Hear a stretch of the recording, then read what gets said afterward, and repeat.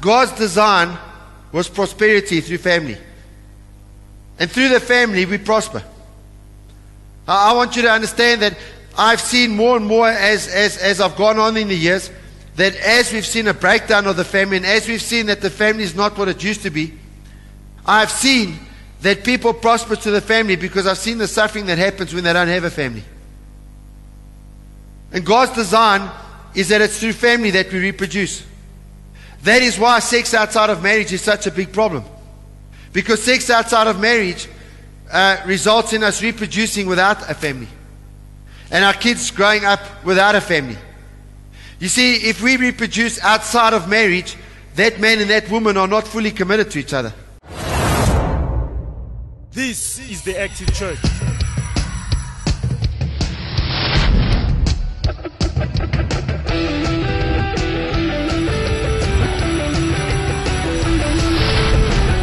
To God be the glory. How do I get a dream family? The dream family is the family that everyone wants. And if you look at the definition of the word family in the Urban Dictionary, the Urban Dictionary defines a family as a bunch of people who hate each other and eat dinner together. And apparently that's not just in South Africa. Alright, so the standard definition though, of a family, according to Oxford English Dictionary, is a group consisting of two parents and their children living together as a unit. In other words, a family is a unit. You've got two parents, a mother and a father, and they're living together with their children. And when they're doing it the way that God intended it to do, the mother and the father are married. Now, that used to be the norm. That used to be the family that most people came from.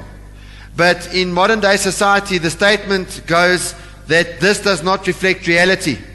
And so in order to try and define the family, they've come up with a definition, and they call it the alternative family, the alternative forms of a family. And the people who are sociologists and all sorts of ologists and all sorts of study fundis and all this kind of stuff, they talk about this phenomenon called the alternative family, and they say the reality is that we have alternative forms of family, and so we need to recognize them and we need to accept them and all of this kind of stuff. And the alternative forms of family are what they call, and I'm going to give you the official words, some of these are big words. The first one is cohabitation, and that's when a man and a woman, they just come and they just live together without being married. Okay, so they put that forward as an alternative form of family. They also put forward gay and lesbian families, where you've got two women or two men, and they say these are our kids. Alright, now, I mean, obviously there's an obvious problem there, because two women and two men can't have kids. It's never happened, never will. Alright, but they talk about gay and lesbian families as being alternative family. There's also single parent homes. And we have many single parent homes where there's a single parent in the home. And obviously more often than not, that's a woman. And then not only do we have single parent homes that come by way of circumstances, but especially in your richer areas, you have single parent homes by choice, where people who are single decide that they want to have children. And then they also have things called family networks and affiliated family.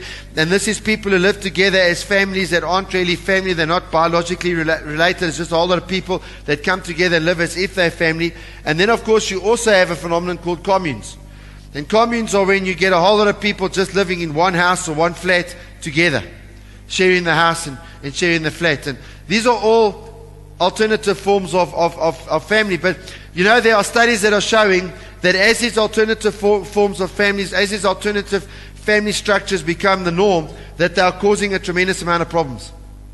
For instance, and I've given this stat before, children that are growing up without fathers, it causes all sorts of issues, a range of problems like crime, sexual promiscuity, even to the point where their IQs are lower. People without fathers score lower on the IQ test.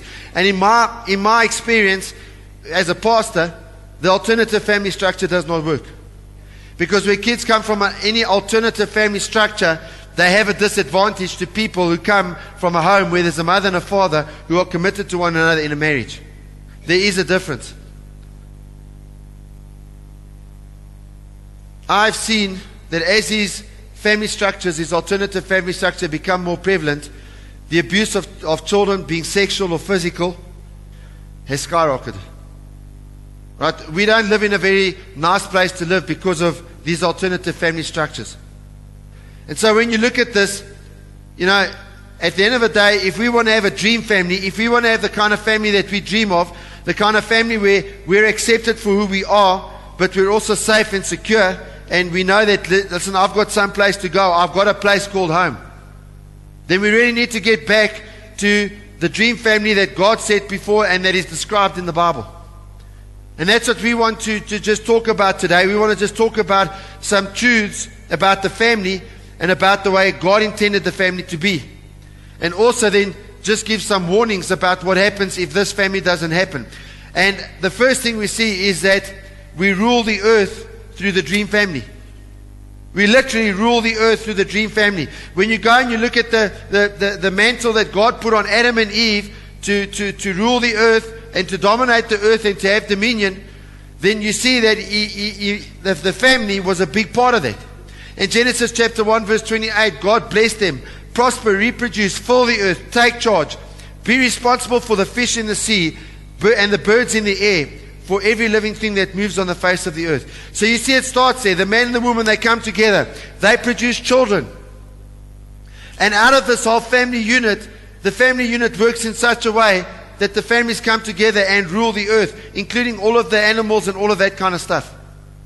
One of the challenges that we have is that people come along and they talk about animal rights. And let me tell you the problem with animal rights. The problem with animal rights is the fact that animal rights activists make animals equal to human beings, and God said they're not. God said we are responsible for them. We are to oversee them. Now, God's design was prosperity through family. And through the family, we prosper. I want you to understand that I've seen more and more as I've gone on in the years, that as we've seen a breakdown of the family, and as we've seen that the family is not what it used to be, I've seen that people prosper to the family because I've seen the suffering that happens when they don't have a family. And God's design is that it's through family that we reproduce. That is why sex outside of marriage is such a big problem. Because sex outside of marriage results in us reproducing without a family. And our kids growing up without a family. You see, if we reproduce outside of marriage, that man and that woman are not fully committed to each other. They may be having sex, but that's all they're doing. They're not fully committed to one another. You see, when a man and woman come together and have sex, they have the potential to be able to produce children. And therefore, the day you have sex is the day you say, I'm ready right now to be a parent. And so what's happening is that people are not doing this, and so everything just falls apart. And the children grow up insecure. Now, where there's no family, the church steps in to fill that void. Okay, for people who have no family, the church really can become a family to them. For people who have no fathers, the church really can provide fathers for them. But God never designed the church to stand in for people's family. The church stands in when the family is falling apart and not doing what it's supposed to do. You see, in society, God meant for there to be different forms of government. In terms of the raising of children, God set there the family. Okay, there's nothing that can control a son, for example, like a father. There's nothing that can make young men respect a girl like a father. And so I can go on. And God set the church to rule over the spiritual matters and the matters pertaining to people's relationship with God. That's what the church is supposed to be there for. God said that the Spirit sorts out people's spiritual needs and the people sort out the church's physical needs. We've got this idea that it's the church that must give out. It's the church that must supply for the poor. The church must do this, the church must do that. But the very people who are saying that the church must do everything themselves are not giving to the church. Okay, the church is not there to provide people with meals and all of that kind of stuff. The church is there to govern spiritual matters. Then you've got the government, which is there. They're supposed to put in the infrastructure. And they're supposed to put in physical infrastructure, and they're also supposed to make sure that there's law and order and that the country can defend itself. And that's governmental authority. And then, of course, the most important one is that there's self-authority. Where you learn how to rule yourself. Where you learn how to be in charge of yourself. And how to cause yourself to do the right thing. Without the family, that self-rule doesn't happen. And when the self-rule doesn't happen, you can put all the laws you want to put in place. You can put as many laws as possible. You can paint people into a tight corner with law. You will never ever get a just and a fair society that has no violence. For instance, if young boys do not have fathers teaching them how to be men and teaching them how to treat a wife, you can put all the laws you want into place about rape, and you will not solve the problem. It's already illegal to rape, yet men are doing it in ever-increasing numbers in our nation, and it's because they're not in a family. In the dream family, children are growing up in a secure environment. They receive love and nurture from their mother, and they receive discipline and protection from their father. And I want to tell you that kids that grow up in this environment are able to reign in life. They're able to rule over everything that God set before them to rule over. And the thing that I want you to realize as you're sitting here is that every single one of you is meant to rule in life. Alright, that's why when you're not in charge of something, you're frustrated. And I just want to say one last thing. And that is, because of the breakdown of the family, we have many, many people, and I'm talking about young people in our nation, that are struggling with the scourge of drugs. And in fact, the numbers will shock many people that are of my age. People my age just have no clue about what's going on, just how bad it is, and just how far the extent of drug abuse is going in our society. And you know what? At the end of the day, what happens is, when kids have no father to discipline them, to put structure around them, the drug dealers can get hold of them. And so I want to say, though, if there's anyone here today and you're struggling with drugs, that is the first thing that's going to take you down the road to nowhere. It will kill any ambition you have in life. You will want to go nowhere, and you will go nowhere, and you will sit there living in a daze, and you will just float along. And you'll go wherever the wind blows the smoke from the weed that you're smoking or whatever. It is the worst decision you can ever take. It is the worst thing that you can ever do. And anyone who does this is stupid. Because many kids are doing it even though they know this is the cause. Because there are many programs in the school showing kids what drugs are doing. And sometimes the way to solve the drug problems is for kids to get a damn good hiding from their fathers. Can we just give Vicky a big round of applause as she comes and gives the next point? The second point is the call of God. The call of God is made to the dream family. The call of God is made to the dream family. You look at when God saved Noah. He didn't save a man. He didn't bring salvation to one man. He brought it to Noah, his wife. He had 3 sons, and they were married men, and so the 3 sons and their 3 wives were saved. When you look at when God called Abraham, he didn't call one man. He called Abraham and his wife Sarah, and he took his brother's son because his brother was dead, so he took his nephew Lot. And you know, the Bible says he was 75 years old. And you know what that tells me? Your age has got nothing to do with purpose. Don't ever think you're too young or you're too old not to be called from God, by God. And so God had a purpose and a plan for Abraham. And the calling was upon him and his family. And what happened was, Lot went with him, and the blessing was upon Lot because he'd gone with them. He was under the blessing.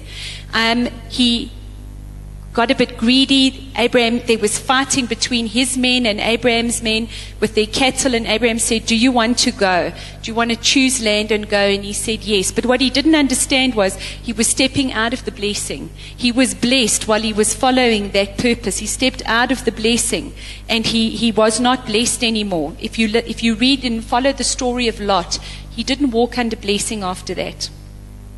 God calls us as families. Why? Because there's one vision and we are like-minded. You know, I just want to share, and there's many of you that do this with my girls, but on a Saturday, My girls come through to the church early. They're involved in the drama. They're involved in filming. They're going to worship practice. They go into boot camp with many of you. Many of you are going, yes, I do that too. They go into boot camp. They lead G12 groups after that. And after that, they go through to the park to evangelize. And Sashali actually said to me, for her, it's so exciting because she goes to the park and she sees people that are standing there and she looks at them and she goes, Lord, how do I speak to them about you? And she finds something common to speak about. The one day, two girls were holding a puppy and she's like me. She likes dogs. She just doesn't get bitten by them. And she went to start speaking about the dog. And from there, she was able to invite them to church. You know, I don't get to go to the shops with my girls on a Saturday. I don't get to have breakfasts with them. There's maybe 3 Saturdays in a year that we have together, but they're changing the world. You see, it's not just us as parents or individuals that are called to change the world. We're called to change the world as a family. We're not living like the world. We're changing the world. As a family, we have to be like-minded. Either the parents are going to pave the way for the kids so that the kids can go further on their shoulders, or they're going to have on-fire kids and lukewarm parents, or you're going to have on-fire parents who are praying for their lukewarm children. God has us as families. This is His plan, is for us to be praying for and physically reaching the lost. So the big question is, have you invited people to church? And if your answer is no, then my question is, why not? Are you too comfortable to get uncomfortable? Or maybe you're filled with fear. And my answer to that is, the devil is a liar. The devil is a liar. Maybe you're here on your own, but you're part of the dream family, because this is God's dream family, His church. You're part of the vision. You have a purpose. And you can change the world starting one person at a time. You know, it got me thinking of the movie Superman. You remember Superman? He would run. We used to joke and say he'd change into his red underpants. It's just because he wore red pants over his blue pants that looked like underpants. I'm just stating fact. I'm actually not trying to be rude. But he would run into the telephone booth, literally turn around, and he'd come out as Superman. And he would go and rescue a boy that was falling off the bridge. Or he would, one person at a time. And that's what God calls us to do. I know in the movie there's times when He picks up a train and stuff like that. But you know, God is calling us to save one person at a time.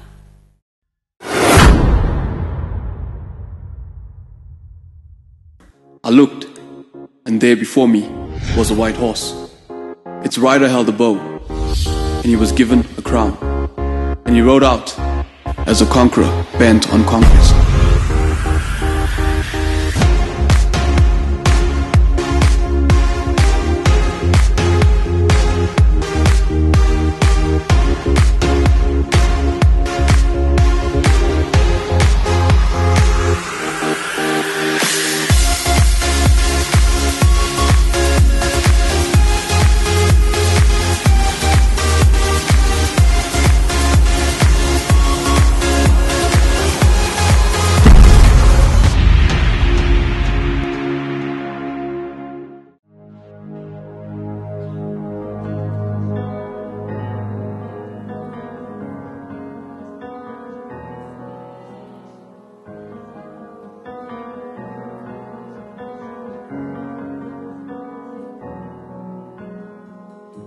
Compassion never fails, your mercy's always new. Jesus, your love so great, and yet so gentle